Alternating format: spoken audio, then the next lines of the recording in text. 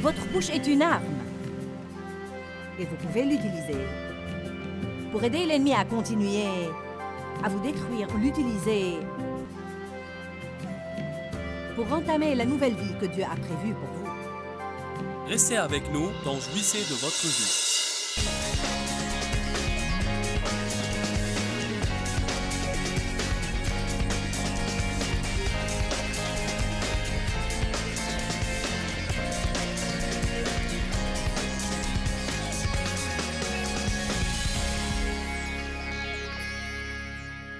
Je veux que vous m'écoutiez aujourd'hui. On est le produit de notre passé, mais on ne doit pas en devenir les prisonniers. Je répète encore une fois, nous sommes le produit de notre passé, mais nous ne devons pas devenir prisonniers de notre passé. Votre désordre peut devenir votre message. Votre confusion peut devenir votre ministère, et c'est ce qui s'est passé pour moi.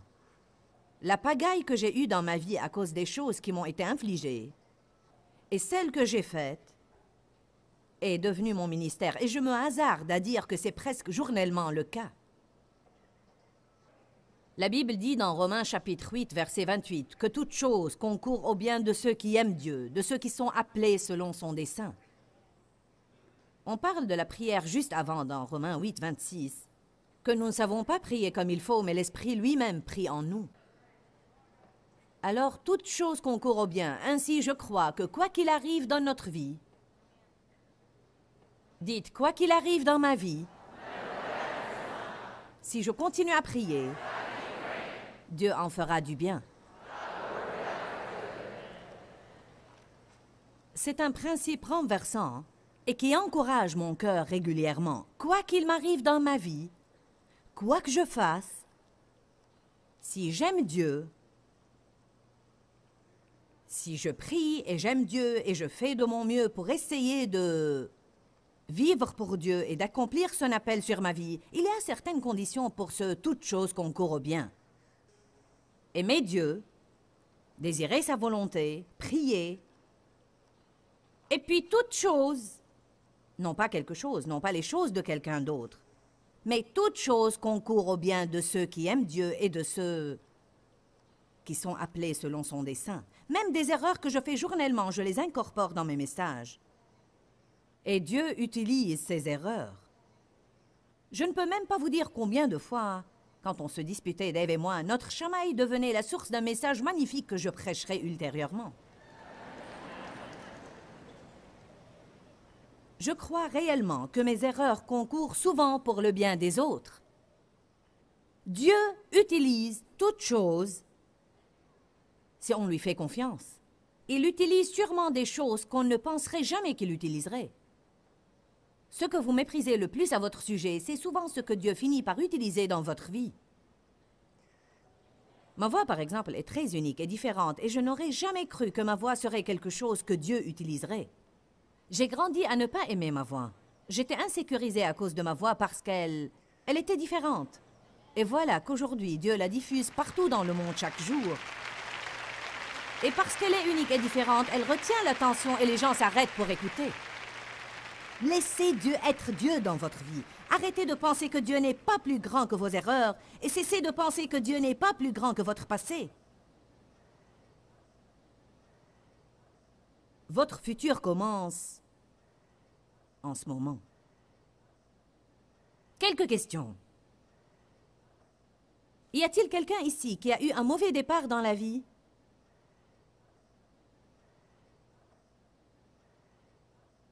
Peut-être avez-vous été abusé, rejeté, abandonné, maltraité d'une manière ou d'une autre.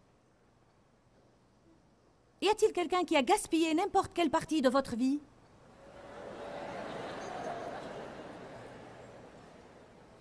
Y a-t-il quelqu'un qui a fait des erreurs que vous souhaitez que vous puissiez retourner et changer? Regardez Ecclésiaste 7:8. Mieux vaut la fin d'une chose que son commencement. Je ne vais pas lire la suite car je lis cette première phrase. Mieux vaut la fin que le commencement. Ce n'est pas si important comment on commence comparé à la façon qu'on termine. Quand je pense maintenant aux sévices que j'ai subis pendant les 23 premières années de ma vie, je me demande comment j'ai pu survivre et en arriver là où je suis aujourd'hui. Dave et moi avons fait un tour il y a quelques semaines dans le quartier où nous avions habité après notre mariage et où j'avais régulièrement des accès de colère et de rage. Jusqu'à ce point, je n'avais pas encore fait face à mon passé. Je veux dire, j'avais à peine commencé à confronter les maltraitances dans ma vie et les effets de cette violence qui sont toujours dans mon âme. Je jetais toujours le blâme sur quelqu'un d'autre pour tous mes problèmes. Je jouais encore au jeu du blâme. Je n'avais même pas commencé à faire du progrès. Nous sommes passés devant la première maison où nous avions vécu et puis devant la deuxième maison que nous avions habitée. Puis nous sommes passés devant le magasin où j'allais souvent et le petit marché où je faisais mes courses. Je me rappelle comment je poussais mes enfants dans la poussette pour monter et descendre cette rue quand j'allais faire mes courses.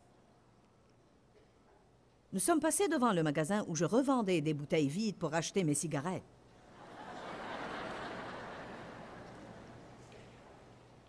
Nous avions une voiture, mais nous n'allions nulle part. Nous sommes passés devant le petit salon de beauté en direction duquel je traversais la rue le vendredi soir pour me faire les cheveux. J'ai dit à Dave, qui aurait jamais imaginé, en ce temps-là, que nous ferions jamais ce que nous faisons aujourd'hui? Laissez-moi vous dire quelque chose. Vous ne savez pas ce que Dieu a prévu pour vous.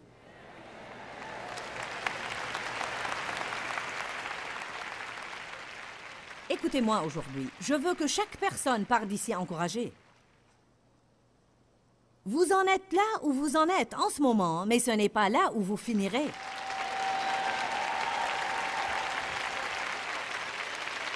Vous avez un avenir. Dieu a un bon plan pour votre avenir.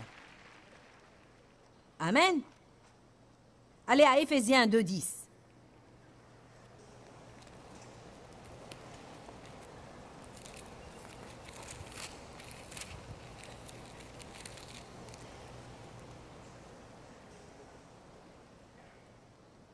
N'essayez pas de persuader Dieu de formuler un bon plan pour votre vie. Dieu en a déjà formé un pour vous.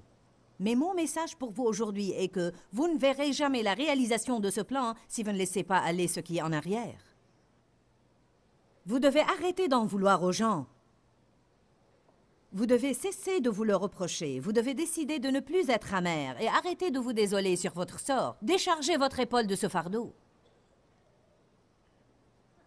N'ayez pas l'air innocent. Je répète, vous devez cesser de jeter le blâme sur les autres. Vous devez pardonner, pardonner complètement et libérer au Seigneur quiconque qui vous a blessé. Vous ne pouvez pas parvenir à votre avenir en traînant votre passé. La porte de votre futur n'est pas assez large pour que vous y traîniez votre passé. Laisser aller veut dire que vous n'y pensez plus et vous n'en parlez plus. Quand on dit « oubliant ce qui est en arrière », comment est-ce qu'on fait ça? Vous n'y pensez plus et vous n'en parlez plus. Vous ne pouvez pas surmonter quoi que ce soit tant que vous en parlez. Vous ne croirez jamais ce qu'ils m'ont fait. Malheureuse que je suis, pauvre de moi. Je parle de mon passé maintenant comme témoignage aux autres, mais je ne traîne pas d'anciens souvenirs en me désolant sur mon sort. Aujourd'hui est un jour nouveau. Éphésiens 2:10 dit « Car nous sommes le propre ouvrage de Dieu, c'est lui qui nous a fait. Nous avons été récréés en Jésus-Christ, c'est-à-dire que lorsque je suis né de nouveau, je deviens une nouvelle créature. Les choses anciennes sont passées. Voici, toutes choses sont devenues nouvelles. » Vous dites « Mais je n'agis pas encore différemment. Mes finances n'ont pas changé. J'ai toujours mal. » Oui, mais vous savez, vous avez la semence d'une nouvelle vie à l'intérieur de vous. Mais vous devez relâcher ce qui est passé. Vous devez commencer à faire les choses d'une nouvelle manière. Ce qui fait obstacle à ce que les gens entrent leur destin, l'une des choses principales qui font obstacle à ce que les gens entrent leur destin, c'est toutes ces bêtises qu'on sort de notre bouche. Votre bouche est la plus grande arme que vous avez contre l'ennemi. Votre bouche remplie de la parole de Dieu est l'arme principale que vous avez contre l'ennemi avec le nom de Jésus, la puissance de son sang et tout ça. Votre bouche est une arme. et vous pouvez l'utiliser pour aider l'ennemi à continuer à vous détruire ou l'utiliser pour entamer la nouvelle vie que Dieu a prévue pour vous. Vous pouvez dire des choses comme « Je refuse de vivre dans le passé. Aujourd'hui est un jour nouveau. Je ne serai pas amer à propos du passé. Je n'aurai pas de ressentiment. » Frappez donc de ce petit pied saint les jours où cet esprit de Jérémie se montre et vous invite à vous faire pitié. Frappez de ce petit pied saint et dites « Je ne perdrai pas cette journée en m'apitoyant sur mon sort. »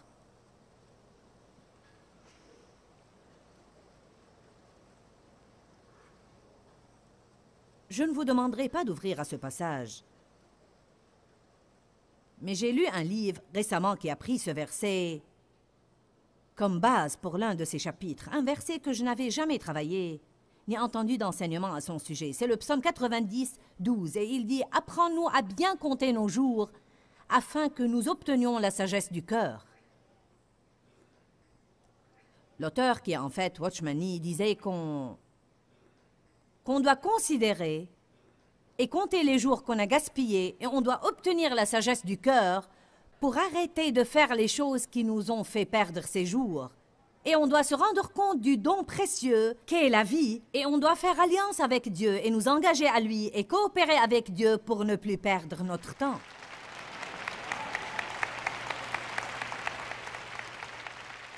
Les premiers temps de notre mariage, Dave et moi, quand je me fâchais, je ne lui adressais plus la parole pendant 3 ou 4 jours d'affilée et parfois des semaines. Je me rappelle une fois que j'étais contrariée pendant 3 jours et je ne lui adressais pas la parole, je m'assombrissais sur mon sort, tout amer envers lui. Il m'a regardé et a dit « Ne serait-ce pas une honte tragique si Jésus revenait en ce moment et tu as totalement gaspillé le dernier jour que tu as eu ici sur terre? » Dieu n'aime pas le gaspillage.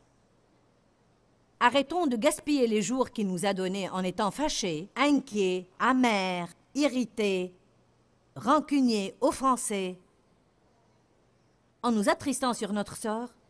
Allez, je prêche bien ce matin.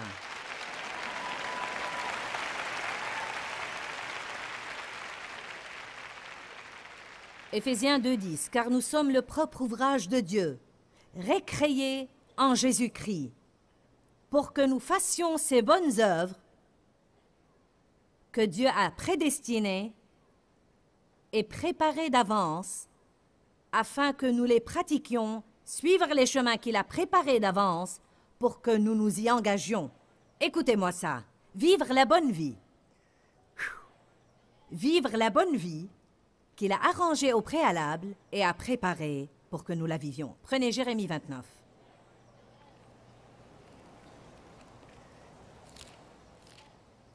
Vous devez souvent être rappelé de ces promesses parce que Satan essaye continuellement de nous dire qu'on n'a aucun avenir.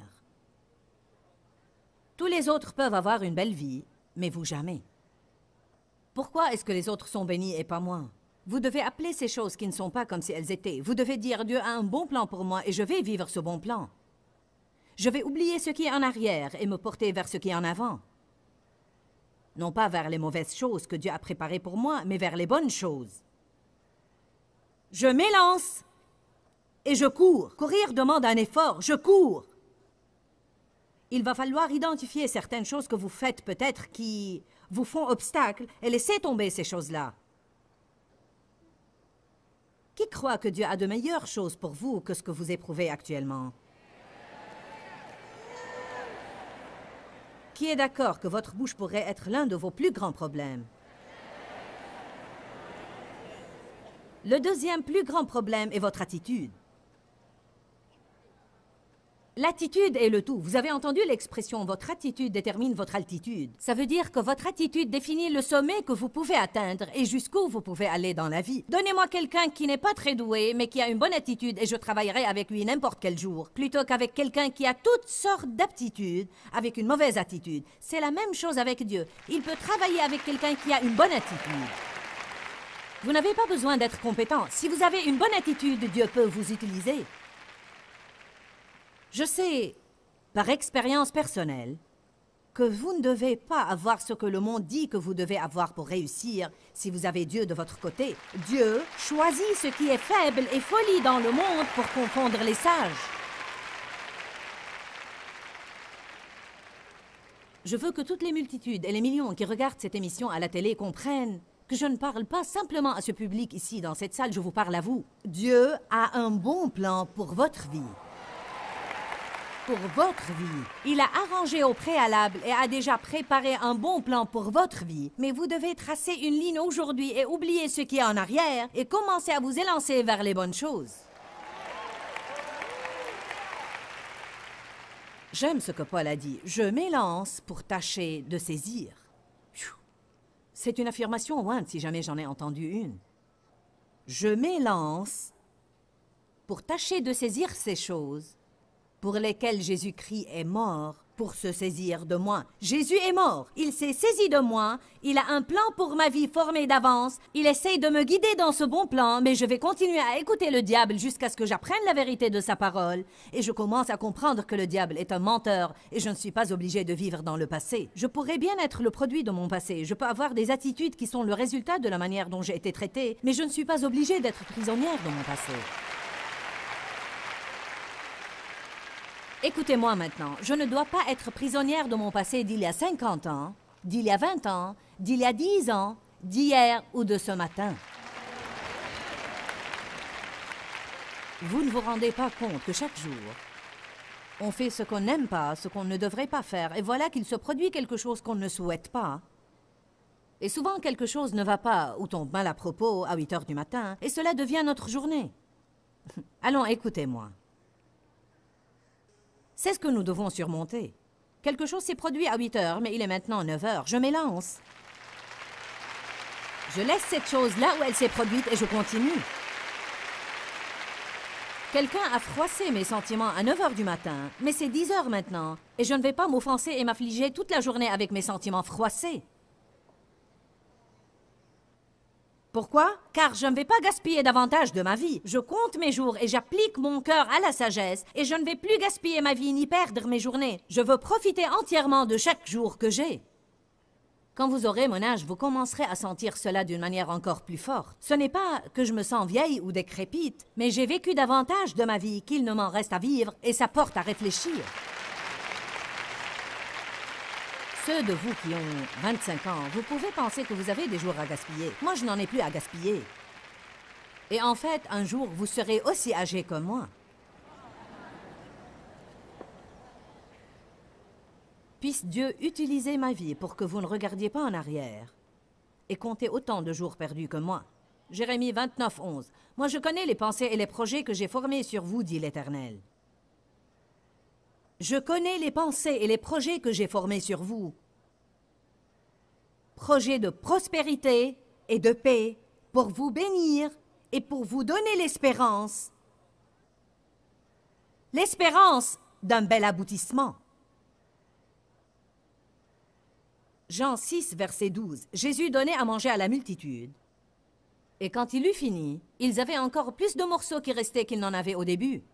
C'est ce qui se passe quand Dieu s'engage dans votre vie. Vous commencez avec rien, et puis vous avez encore plus de reste que ce avec quoi vous aviez commencé. Jésus a dit une chose merveilleuse à ses disciples que je veux vous dire aujourd'hui, et je veux que vous compreniez le principe à l'origine. Ça m'apprend quelque chose sur le Seigneur que je dois savoir. Il a dit « Rassemblez les morceaux qui restent, de sorte que rien ne soit perdu. » Même si ma vie ou votre vie, si nous en venons au point dans notre vie où on sent comme si tout ce qui nous reste n'est qu'un tas de morceaux, un morceau de notre entendement, un morceau de nos émotions qui restent, rien qu'un peu de ceci et un peu de cela, où que vous regardiez, il semble y avoir un problème. Jésus dit, rassemblez les morceaux et apportez-les-moi, et je m'assurerai que rien de votre passé qui vous avait blessé ne sera perdu. Je l'utiliserai d'une manière ou d'une autre pour votre bien et pour le bien de quelqu'un d'autre. C'est une promesse formidable aujourd'hui. Alléluia! Eh bien, j'ai été maltraité. Offrez ça à Dieu et laissez-le l'utiliser. J'ai été rejeté. Offrez ça à Dieu et laissez-le l'utiliser.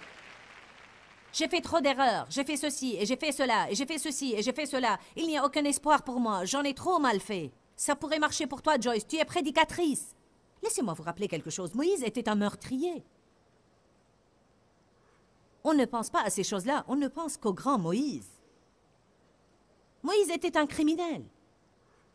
Élie était un grand prophète, mais il a également fui devant une femme, Jézabel, et il est parti au milieu du désert et a demandé la mort. Il avait de mauvais jours. Gédéon était un lâche. David était adultère et assassin. Rahab était une prostituée, une putain. Jacob était un trompeur, un menteur, un fraudeur et un escroc. Matthieu était un collecteur d'impôts corrompu. Pierre était un homme orgueilleux qui parlait vainement. Thomas était douteur. Voilà ce à qui j'ai pu penser ces quelques secondes. Tout ce que vous devez faire, c'est voir quelle personne Dieu a utilisée, et il y a de l'espoir pour n'importe qui d'entre nous.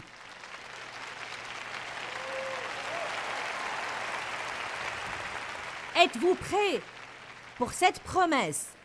Dans la parole de Dieu, Joël 2, 25, « Je compense pour vous les années qu'ont dévoré les chenilles, les sauterelles, les hannetons et les criquets, cette grande armée d'insectes que j'ai envoyée contre vous.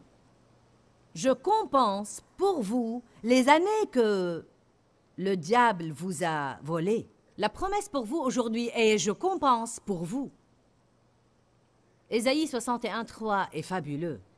Il nous donne un diadème au lieu de la cendre, une huile de joie au lieu du deuil, un vêtement de louange au lieu d'un esprit abattu, pour qu'on devienne des térébintes de la justice, une plantation de l'Éternel pour servir à sa gloire. Il a pris mes cendres, il m'a donné un diadème et maintenant Dieu est glorifié dans ma vie.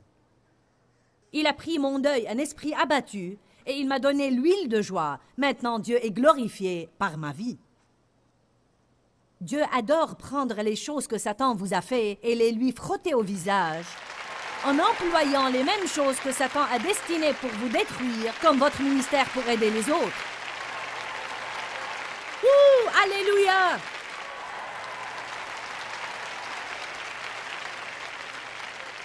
Un prophète a prophétisé à quelqu'un il y a des semaines et lui a dit « Tu as été blessé, tu as souffert. Ton cœur a été brisé. J'emploierai tes meurtrissures pour guérir d'autres personnes blessées. » C'est le plan de Dieu. Comment regagnez-vous le diable? Vous prenez ce qu'il a utilisé pour vous détruire et vous le lui frottez au visage en l'utilisant comme bénédiction pour quelqu'un d'autre.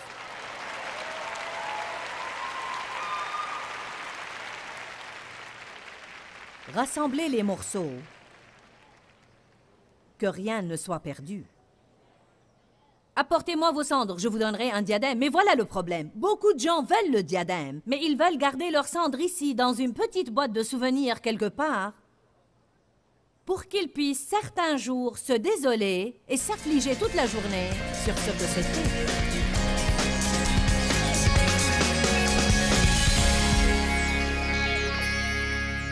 Vous savez bien que c'est vrai. Votre avenir commence aujourd'hui. Aujourd'hui, c'est le premier jour du restant de votre vie. C'est si merveilleux qu'en Christ, on puisse avoir de nouveaux commencements. Nous sommes des produits de notre passé, mais nous ne devons pas devenir les prisonniers de notre passé. Prenez une décision de cesser de gaspiller vos journées. Ne soyez pas déprimés, découragés, écrasés, désespérés, parce que c'est une perte du temps que Dieu vous a donné. Pourquoi, Seigneur, pourquoi? Dans ce livret, Joyce Meyer nous enseigne à travers la parole comment être délivré de la confusion. Pour obtenir ce livret gratuitement, écrivez-nous à Joyce Meyer, boîte postale 40095-6300, Larnaca, Chypre. Ou bien visitez notre site web www.joycemeyer.org/fr.